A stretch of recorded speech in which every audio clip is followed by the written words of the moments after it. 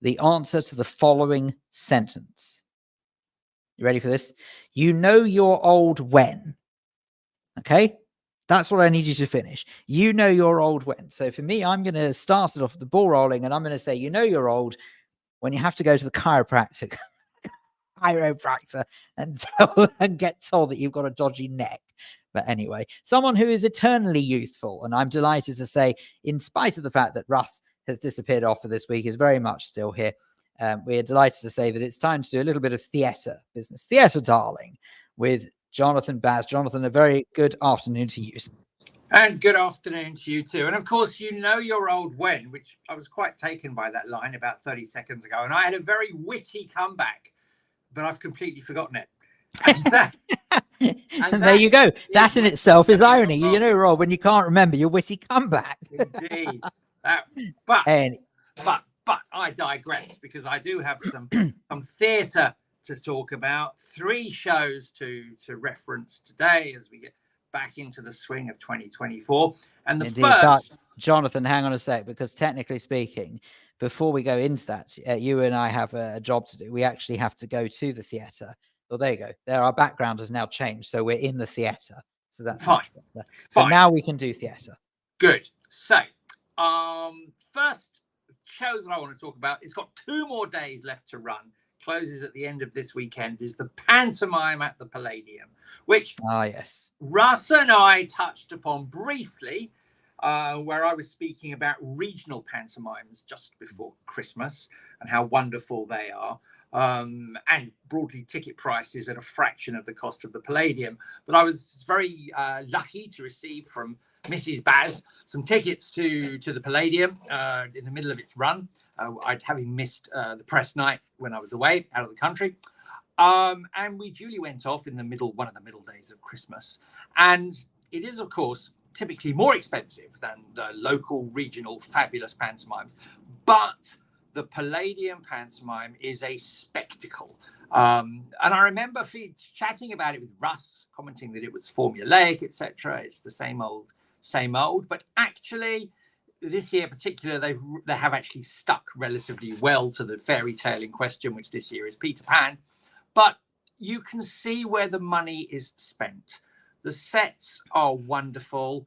The cast is dripping with celebrity names, and yes, they're there year in, year out, but they're bloody good. No, I know, but Jonathan, that's actually, I'm pleased you said that year in, year out, because I've got to tell you, I've been lucky enough to go to the Pant at the Palladium for a few times now. Okay, I'd say I've probably been to about 3 of them in the past several years that they've been doing it. And the reason why I sort of haven't bothered with this year is because I kind of feel like I've seen it all before. Okay, so I've now seen, I guess, 4 Palladium pantomime productions. This is possibly the best of the 4 that I've seen. Never saw one. Oh no! Never saw one with Paul O'Grady. And in fact, there's a lovely tribute. There is. I was going to say, because I know they do make it. They do pay tribute to him. Don't they? There's a lovely tribute to Paul O'Grady, which takes the song from Sunset Boulevard, which Julian Clary sings, as if we never said goodbye. So I really wasn't expecting to have a little. Little weep that must have been emotional. But I have to say, just looking at it, you can see where the money is spent. And if you are going to the theatre, spending a lot of money to go and see this show, you do get bang for your buck. The jokes, still they're just about on the safe side of risque. The jokes are good. They work well for the grown-ups. In fact, to be honest, the audience was predominantly, this was a matinee as well, predominantly adults rather than children. There were a lovely number of children in the audience, but it was a very grown-up audience for the show. But it was fantastic. The money, the size of the cast, the size of the sets, the script is well polished. Michael Harrison, who produces and is probably one of the country's most able producers at the moment, knows how to put the show on. It was sold out when we were there. It may well be sold out this weekend. I don't know. If it's not, it's really, really good fun.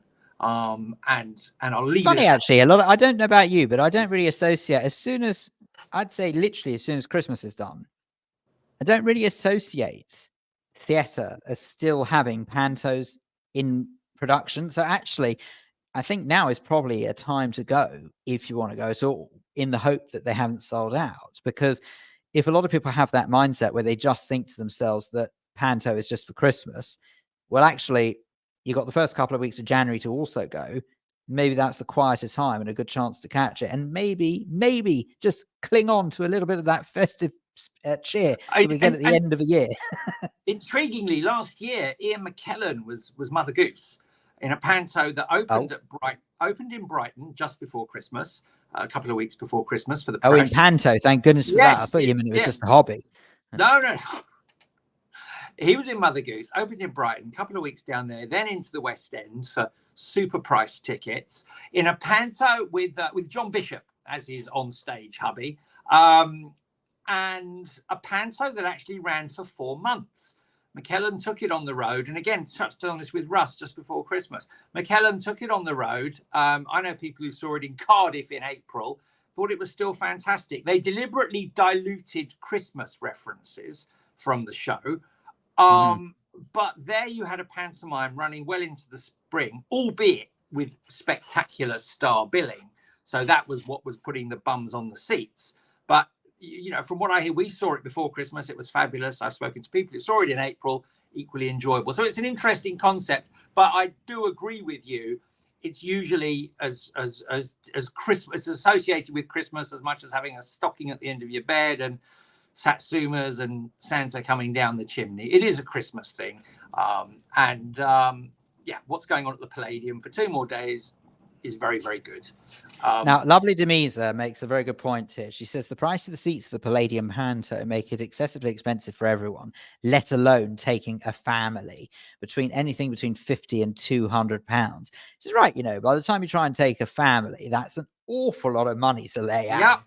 And if you're coming from out of London, you've got to pay to get down to the capital. You may have to pay for accommodation. You've got to pay for your meal, whether it's McDonald's or something more fancy. She's absolutely right. But when you look at that show, you can see, and I'm sure Julian Clare is on a very nice salary for his 2 or 3 months of work, including the rehearsals. I'm sure he's on a good whack, as is no doubt Nigel Havers, Jennifer Saunders, etc., etc. But that being said, the theatre was rammed when I was there. And it may well be sold. I haven't bothered to check, but it may well be sold out this weekend as well. It is a lot of money. Regional pantos far, far cheaper, but it is in a class. Oh, no, they're not. Right. No, they are, though. No, they are, definitely. And actually, do you know what I quite like about a regional panto is it is possibly the best time of year that regional theatre gets a right old boost in the pocket. It's the time when people actually remember that there are local theatres to near where they live, as opposed to people aspiring to go to the West End and obviously watch productions there. So I quite like regional panto personally. But, you know, it's a different structure. The sets in regional panto are often much more, you know, lightweight and lower budget. Here, everything dripped with very, very high class production values. So, you know, it does what it says on the tin as a pantomime. It is expensive. I make no excuses for that. But and I'm sure people are making a profit out of it. But they are putting in a very, very high level of production value to it, and it is a good show. Graham Pack says, you know you're old when you take your grandchildren to the panto. There you go. Indeed, thank you for that. Great. Jonathan, what else have we got? What else? So this week, a little bit of a downturn in quality was the Enfield Haunting, which opened at the Ambassadors this week. In my review earlier this week, I gave it 3 stars, and along with Arifa Akbar of The Guardian, we were the highest. We were the writers who liked the show the most with 3 stars. It generally garnered a slew a little bit worse than that in its reviews. It's a show written by. Well, I observed some of the headlines. Daily Mail has gone with terrifyingly bad. The Enfield Haunting, starring Catherine Tate and David Threlfall, which I must admit I do actually want to go and see because I like both of them respectively. The Times has gone with their headline of the Enfield Haunting review, a candidate for worst play of the year. So that's possibly not what they were not what they were hoping for. Yeah, I suspect not. I mean, it is interesting because it's to its credit, it only lasts for 75 minutes with no interval, and that always gains an extra star in my book. If you can be in and out sharpish for something, particularly if something that's not fantastic, then that's no bad thing. The script is flawed, to say the least. But Catherine Tate puts in a cracking role. If you're a fan of Catherine Tate, you'll see the show and you'll be entertained by her. She plays a very strong principal matriarch dealing with this household that is apparently troubled by a poltergeist. David Threlfall pops up as an aging ghostbuster who appears to be a bit of a sleazeball but has got a dark secret of his own. Those two, one of the reviews in the mainstream press commented that his biggest shock was that these two had signed up for the production in the first place. So it's, if you like Catherine Tate, money talks. Yeah, and I suspect, Phil, I'm pretty sure tickets will be going for £5. The papering agent. Oh dear, dear. Just because to anyone who's not familiar with the Enfield Haunting, it's a psychological thriller, isn't it? Well, blimey, I think you may be flattering it there. It's based on. It's supposed to be a psychological thriller, isn't it? It's based on, the real events that were in the headlines in the 1970s of a house in Enfield, North London, that was, apparently beset by poltergeists. And the show makes a little bit of makes some merry hokum with all this. There are some, not only from Catherine Tate and David Threlfall. There's a new actress making her West End debut, a young woman called Ella Shrey Yates, and she's responsible for a few of the jump scares in the show. Does so really, really well. I would say understand that if you go and see this show, you'll probably get a fair smattering of entertainment. Not as scary as the producers would like it to be. Probably not as good as the producers would like it to be. How does it compare? Say, for example, I don't know whether or not, have you been to see Woman in Black?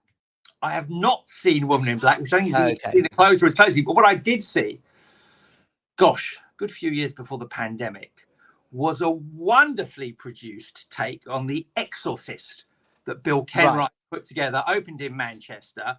Directed by Sean Matthias back then, with jolly old Ian McKellen, who you have to work out is the voice of the devil. So when young Regan opens her mouth, Ian McKellen's words come over the loudspeaker. So with that whole sort of, yeah, absolutely. It's all Ian McKellen, perfect. They got her head to spin. Oh my! It was absolute. It was first-class comedy horror almost. Oh dear! It didn't take itself. Well, no, it did take itself seriously, but actually, its tongue was firmly placed in its cheek as well. And it was. I thought that was an extremely good take on horror on stage, being quite entertaining. A few jump moments and some brilliant effects. The effects in the Enfield Haunting could be better. I tell you the reason why I compared it to Woman in Black is because Woman in Black actually has no effects at all, pretty much. If those who are not familiar with the Woman in Black, I don't think I'm spoiling anything, but it's a two-hander, it's double-handed play, and what you've got is you've got an older actor and a younger actor, and they role reverse through the show. So in other words, when you start off, the older is talking to a young relative, harking back to a time when he was younger and he was haunted by some sort of poltergeist when trying to sort out a deceased widow's paperwork where she lived in the middle of this haunted mansion for God knows how many years and just lived by herself. And apparently she supposedly haunts the place. That's a real brief summary. And then they swap roles when you actually see them going through reenacting that moment when he was haunted by her. But the reason in particular why I make reference to that is because the only special effects really that they have to work with is the lighting, a bit of some of that sort of, that woven fabric, like sort of the netting, not netting. What's the word I'm thinking of? The Hessian, that's it. Oh, yeah. Like woven Hessian fabric on stage, where occasionally you just get a pair of eyes that creep through or what have you. So, but they make it in the right places. It's the only way I can just now. Woman in Black has been running for a great number of years, so they're obviously doing something right.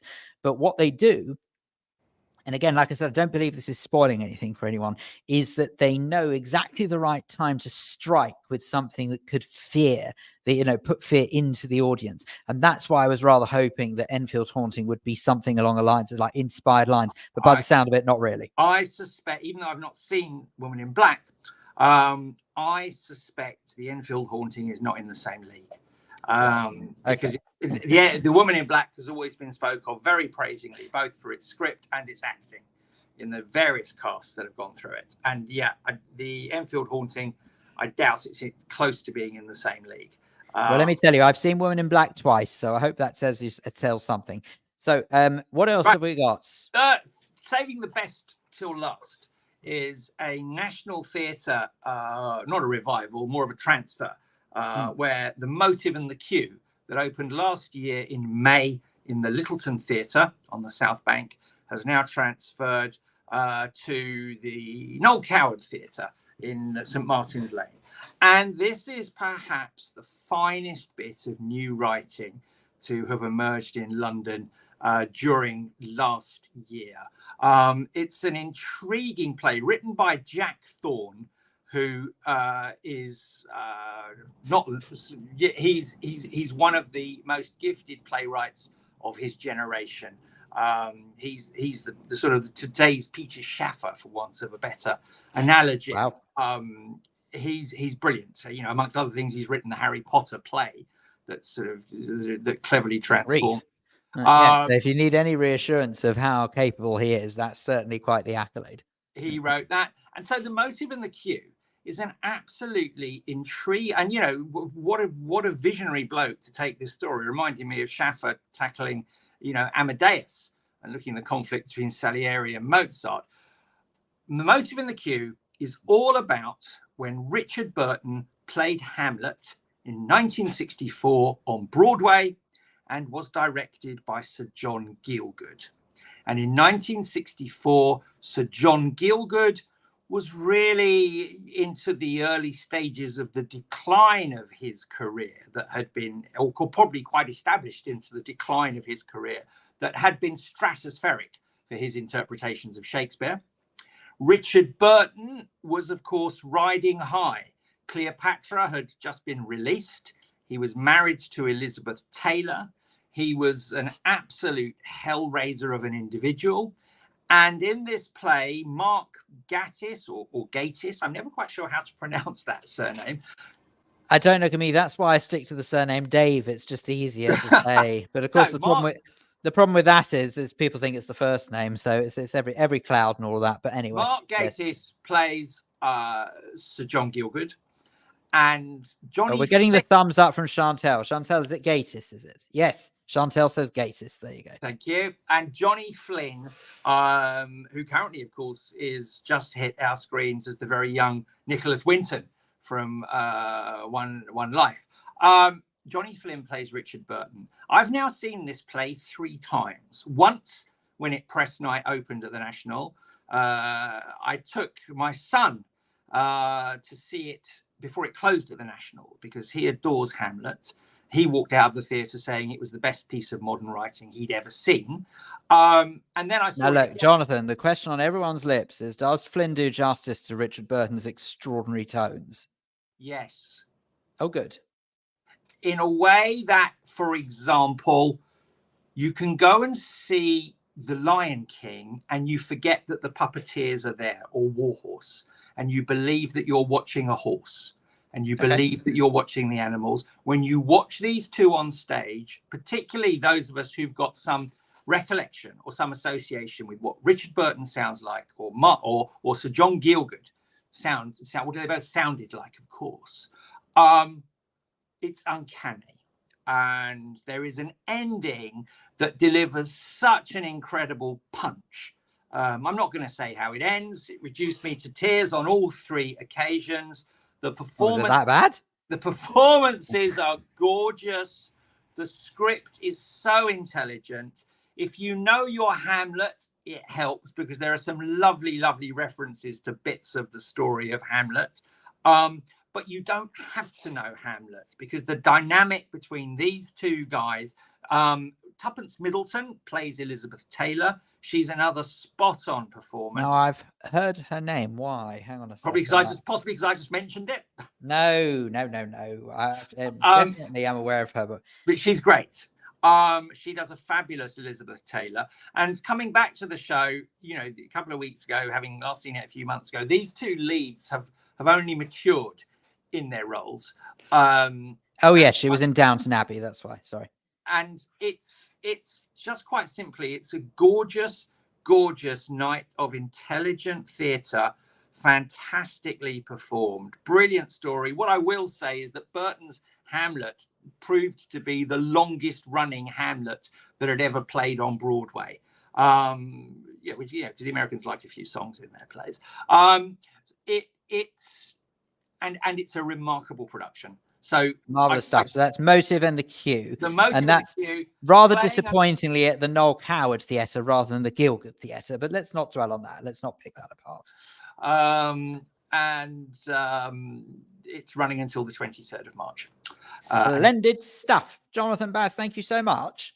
My pleasure. As ever, your knowledge knows no bounds. We bow to it. And we also we ask you to take your curtain call as we say thank you very much. And we'll see you in a couple of weeks. Indeed. Bye-bye. Farewell. There you go. That is theatre with Jonathan Bass. Marvellous stuff there. I'm not going to lie. I do love a bit of theatre. Now, look, I've been asking you to chime in on the conversation a bit today because I was saying before about how I had to go and visit a chiropractor this week for my neck, which even just thinking about it and have to sort of stretch the neck into place any old way. So I want you to complete the sentence, you know you're old when, because I just thought to myself, well, you know you're old when you have to go to a chiropractor and he tells you that you've got 3 fused vertebrae that you probably didn't realize that you had since birth. But anyway, there you go. So that's that. And then the other thing as well is how anxious are you as a person? So if you want to chime in on that conversation, you're very welcome to do so. But let's go from one font of knowledge to another font of knowledge in the form of the lovely Chantal Rickards, who is here to talk all things TV. Chantal, a very, very good afternoon to you. Well, hello. How are you? Well, you're not very well. I'm worried about your neck. Oh, don't worry about that. That's fine. No, honestly, I promise you, I've had this neck thing since I'm trying to work out. I'm not 100% sure if this is completely accurate, but I reckon I've been aware of it certainly since about 2008. And I know that anyone who's listening will say, why the heck have you only just gone to get it sorted now? But the truth is that it's never really caused me that much concern. I'm aware of it, but it's not to a hideous degree where I think to myself, this is really bad, I've got to do something. And even now, to be fair, it's not. It was just more the point that I thought, well, look, I know I'm hurtling towards 40 and I don't really want to sort of start going into what many deem to be middle-aged years without having taken some sort of appropriate action just to make 100% sure that it's not going to get progressively worse. It just so happens that in spite of spending all the money at the chiropractor, he's still told me that it will probably get progressively worse. But at the very least, at least I know about it. So that's something. Oh, my word. Well, it's quite all right. Well, I mean, at least I can officially say I am a pain in the neck now. Well, I'm sure the chiropractor will also tell you how to perhaps hold back the years if you possibly can with some exercises. Well, I'll be honest with you, that's more what it was. It was to see whether or not there is some sort of way that I can behave that will be better for me. You know, like silly things, like there are many ergonomic tricks now that people can do. Things such as that, putting a laptop on a stand so you're level with the screen rather than looking down at it. With your phone, hold it out in front of you rather than below. It's stuff like that I suppose that I wanted him to be able to tell me, but it was fascinating what he was saying about because of the fused vertebrae. He was sort of giving an example actually on a model of a spine, which I thought it was, oh God, that's inside me. How grim. But he was sort of basically showing that when you actually move your neck forward in a normal neck, it's sort of done in stages. So you've got sort of one vertebra, then another, then another sort of collapse down accordingly. With me, it's sort of 1 does that, 2 does that, and then 3, 4, 5 in one clump, 6, 7. Wow. So, and I've never really known it. I suppose I've never known any different. So I didn't realize it was even there. But what was it? I missed what you said at the beginning. Was it the result of an accident or not? No. Probably a defect from birth. Wow, how But extraordinary. I never knew it was there. Oh, So he showed me the X-ray. I thought, oh my goodness me. So yeah, just in case. I'm not that I really go around showing photos of my neck, but at the same time, that X-rays indeed. But if in case one missed it at the beginning, that you can sort of see there, you got vertebrate, happy days, and then oh dear, 1, 2, 3 all stuck together. wow. I think that's a So bit like ankylosing spondylitis, which as that progresses, you tend to get a fusing of the yes. So exactly. So yeah, that is degenerative fusing. This is something he believes has been there since birth, and I just didn't realize. So. Wow. Okay. Oh well. Well, I'm very sorry Never about mind. that. Oh, very That's quickly, right. it's Gattis. It's Gattis, not Gatis. Oh, Gattis. Okay, right, there you go. Thank you very much indeed for that. You see, Yeah. we should have brought you on sooner. Sorry. But anyway, I don't know. It's like I said, I mean, anyone who's got a surname longer than me with 4 letters, I struggle. I haven't got a clue. But that runs in the family, clearly, because they clearly decide to shorten the surname in a bid to try and avoid the Russian spelling of it, as it was originally. So, and I'm so very pleased they did, because I have to tell you, I have a distinct aversion to anyone whose surname resembles an eye test. So, yes. Any odd way. Chantal Rickards is most certainly not what you're here to talk about, my neck. So let's indeed look at a little bit of television stuff. And actually, I was thinking about sort of your world of covering news and current affairs and my world of covering television. And they seem to have fused together in this extraordinary way with, and I'm sure you've been talking about it on your various radio shows and TV shows over the last 10 days. The story of the post office, which you cannot avoid. Indeed. Unlike the letters they're supposed to deliver, you can avoid those very easily, but not necessarily the actual story of the post office. So it is somewhat extraordinary. Yeah, well, it is, as everybody will now know, it's called Mr. Bates versus the Post Office. It's a 4-parter on ITV that came out last week. It's absolutely worth watching. That's the first thing to say. It's a really good drama, which is why I think everybody's got so involved in the story, because often a 4-part drama, the audience will drop after episode 1 and then more will drop off after episode 2. And actually that didn't happen with this. People felt really engaged with the drama because it was so incredibly well done, really, really good cast, and absolutely definitely worth watching, and has obviously changed Great Britain in the most extraordinary way in the last 10 days, and most particularly in the last sort of 48 hours. If you've been, I certainly don't remember a TV drama having this effect before, that's for sure. I mean, make no mistake, obviously, yes, there have been different scandals that have gone on over the years, and yes, different TV shows have highlighted it, but not so rapidly changing a response to something. Yeah, I mean, this has really galvanized people, and clearly it got a mass audience. It became water cooler chat very quickly. We all knew the story from sort of yonks and yonks and yonks ago, because Panorama did the first documentary that the Post Office tried to suppress was back in 2015. I think they managed to hold it back for a few weeks by sending rather threatening letters to the BBC, who got they got the fritz for a few weeks, but then they did put the panorama out. But that's now 9 years ago. But isn't that in itself outrageous, that they're more worried about their reputation than trying to help the people that are the victims of all of this? That doesn't just tell you everything you need to know. Absolutely astonishing. I mean, the actual story is beyond crazy, and I'm not going to repeat it because I think there isn't anybody, unless you've been living under a rock for the last 5 years, who doesn't know the story. But the fact that it was turned into a drama that pushed people sort of over the edge, and that they took up cudgels and have been lamenting this whole sorry story in such a way, is extraordinary. I mean, it rather follows the path that's been happening in Hollywood for quite a long time, which is sort of big expose films that, cause-related content, which basically is trying to put across messaging or pushing an agenda. And often those are true crime stories in a way.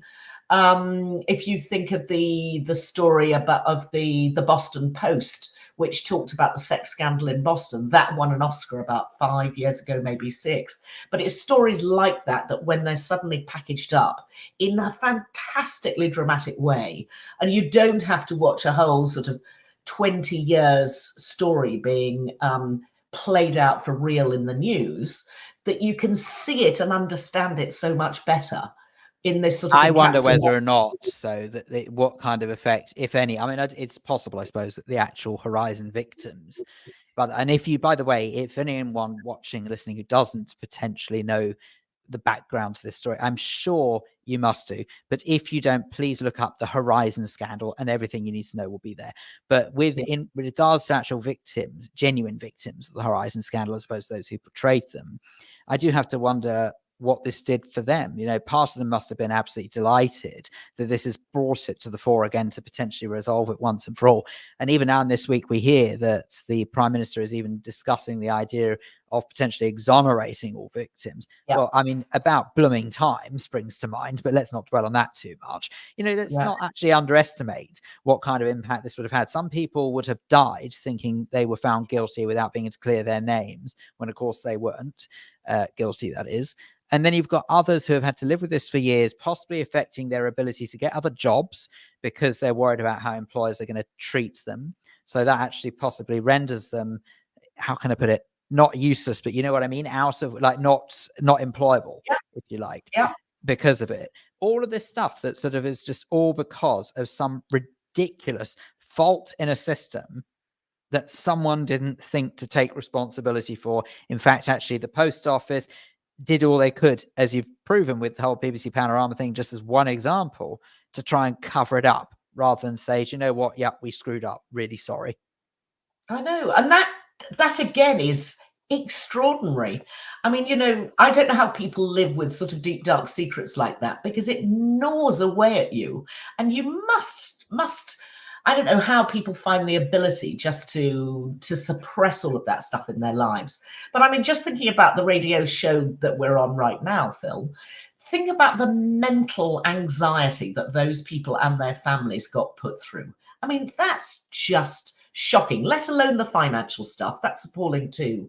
But just that mental angst must have been impossible to live with. And as we know, I think it was either 3 or 4 people took their own lives. It's a horrible, horrible story, but the drama is really worth watching.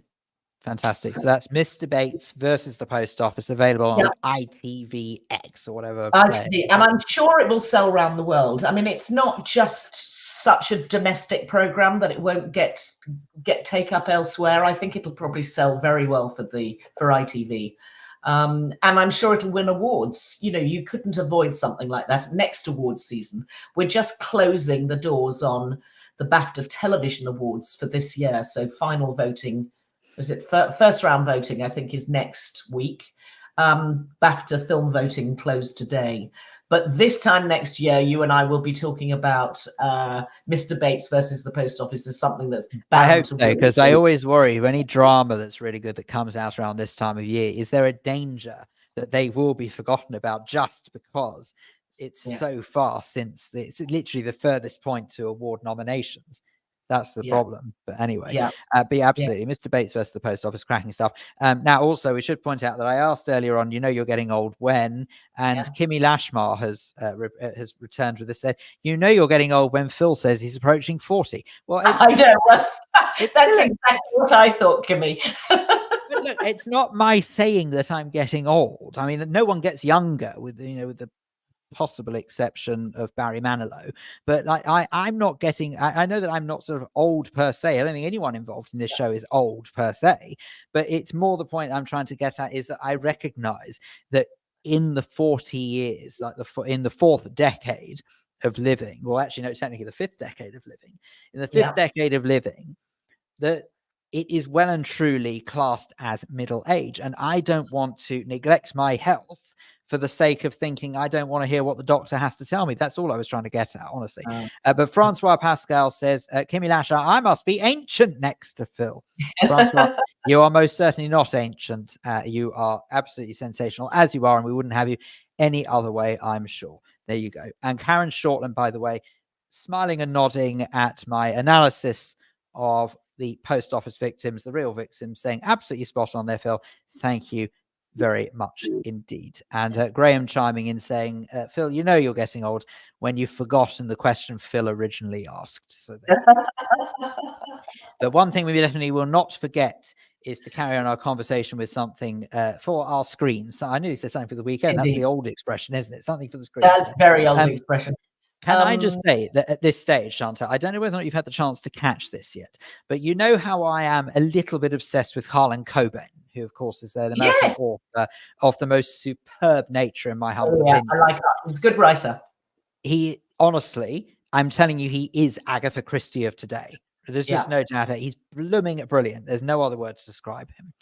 But his latest efforts that he has released on Netflix, I don't know whether or not you had the chance to watch yet, but I strongly suggest you do, is called Fool Me Once. And if you haven't seen it, please watch it. It is sensational. Right. Phil, tell us about it, because I have seen it, but I haven't done any notes on it. So just give us a quick rundown so that the audience know about it. Fine. So I have to be careful where I tread with this, because the problem with, as typical Harlan Coben stuff, is that it's all full of twists and turns. And if I was to give away anything inadvertently, it would possibly shatter the whole thing.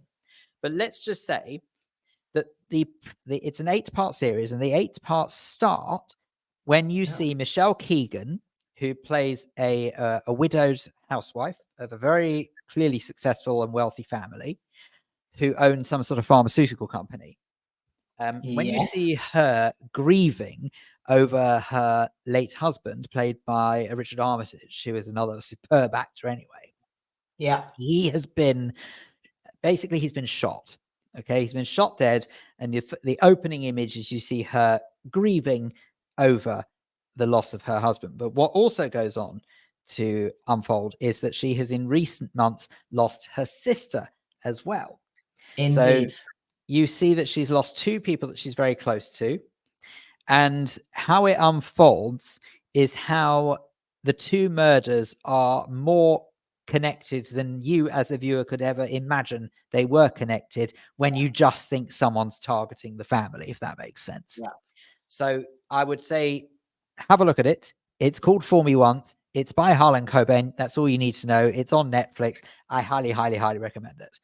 Yeah, it's good. Now, I did all 8 episodes. You and I should have a chat off to the side about the ending. Yes, I think we should. But don't get me wrong, it was still good. It was just, yes, I hear you. No. I mean, it got me all through all 8 episodes, and very, very little gets me all the way that far. I mean, to devote 8 hours of my life to one drama is fairly exceptional. So I definitely got that far, but the ending we'll chat about offline. Understood. What else have you got up your sleeve? Anyway, so something that is just joyful, because I always look for things that just make me, be alive, feel alive, and feel joyful about the world. And David Attenborough just does that by the bucket load. He is now 97 years old, so he makes me feel young, which is absolutely wonderful. And not much makes me feel young these days. But David Attenborough did a wonderful 1-hour special for the BBC. It should have been 2 hours, 3 hours, 4 hours. I could have watched a whole series on it, which is called Attenborough and the Giant Sea Monster. And basically a less than amateur, sort of semi-professional paleontologist was walking along Kimmeridge Beach on the Jurassic Coast, and saw a rock. The rock turned out to be the snout of something called a plesiosaur, which is now, we understand it to be the T-Rex of the sea. And when he realized that he was looking at something, because he could see that there were teeth still in this rock, he thought, hang on a second, that's come from somewhere. So if that's the front of the fish, the mammal, it's not a fish, the mammal, the rest of it must still be up on the cliff there somewhere. So then begins this wonderful tale of how they find the rest of the head of this extraordinary prehistoric sea monster. It's just simply wonderful. I learned so much. I just wanted the program to carry on and on and on and on. And David Attenborough just makes the world a better place. So it's a 1 hour special on the BBC, but it really, you know, even if you're not crazy about, you know, yesteryear and all of that stuff. I mean, it so reminded me of as a child, I used to go onto that beach looking for you know, prehistoric rocks and things, and I'd be there with my little hammer opening up the rocks to find ammonites inside, which is exactly what Attenborough describes that he did in his childhood too. And it's a lovely tale, and it puts things in context. You suddenly realize that, you know, 150 million years ago there was a lot going on this planet, and we are really very small specks of dust in comparison.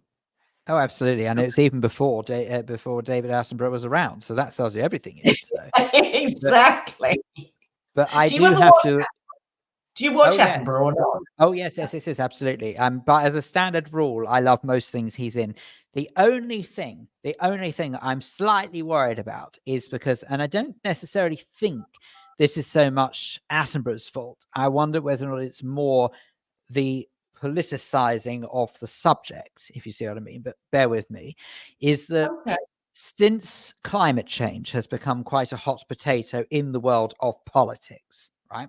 Yeah. And anyone who's a climate denier is an eco-Nazi and all of that malarkey, right? Yeah. And we've had very limited space to be allowed the opinion that climate change is not as drastic as some people think it is. You know, that a lot of time that is shut down, right? Now, I have to tell you that I am not necessarily quite as extreme. I've got a very open mind about things like that, but I don't go to the same degree as, say, the Just Stop Oil Brigade do by any stretch of the imagination. In fact, very far from it, where you've got people who are disrupting other people's lives. That's what I'm talking about, the politicization of climate change. Yeah. Shove that to one side for a second, but keep it in mind when I say that I wonder whether or not that has tarnished my viewing experience of watching Attenborough now when he starts going on about stuff pertaining to climate change, because all that goes through my mind is, oh, gracious me, he's siding with the Just Stop Oil people. Do you see what I mean? Okay, so, I do. But what I would say about this particular documentary is it makes no reference to climate change because it's not appropriate. To be fair, this doesn't sound like it does, but it was more in response to when you were saying, do I watch Attenborough? A lot of the stuff he's done recently has been about climate change. And I think that that's only possibly where it sort of is slightly tarnished for me. But don't get me wrong, David Attenborough is the most extraordinary font of knowledge when it comes to the natural world. And I know the world will be a worse place when he's not around anymore. But it is, I mean, for example, one of the brilliant documentaries he did, and I've actually recently rewatched it. Sorry, it's bang on about Netflix again, but it was a brilliant documentary. I think it was called A Year on Our Planet. And this was during the peak of the COVID pandemic, when what Attenborough and his team did was observe several locations around the world to see how nature reacted when everyone was locked down. So I did see it. So I think we talked about it. I think we talked about it on the show. Yeah, I'm sure we did. So when humans were out of the picture, it was all about how the natural world started creeping back to life again. And it was fascinating to watch. And I can understand how that is something in the way of proof that humans do, unfortunately, obstruct nature quite a lot. But at the same time, I do think it becomes very intrusive when you start telling people to fundamentally change their way of life, when to date, it's never been a problem to many. That's all I'm saying. But don't get me wrong, absolutely brilliant. He is an extraordinary human being. And really, I mean, whatever accolade there is to give him, he should have it, frankly. Yeah. Good stuff.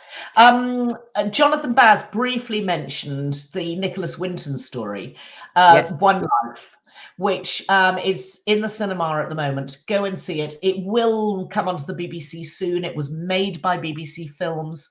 It's the story of Nicholas Winton, who in 1938, decides that he needs to help refugees who are fleeing Prague. And goes over to Prague, understands the problem, and then starts fundraising for it, and then effectively trying to help refugees get out of Dodge before everything goes completely pear-shaped.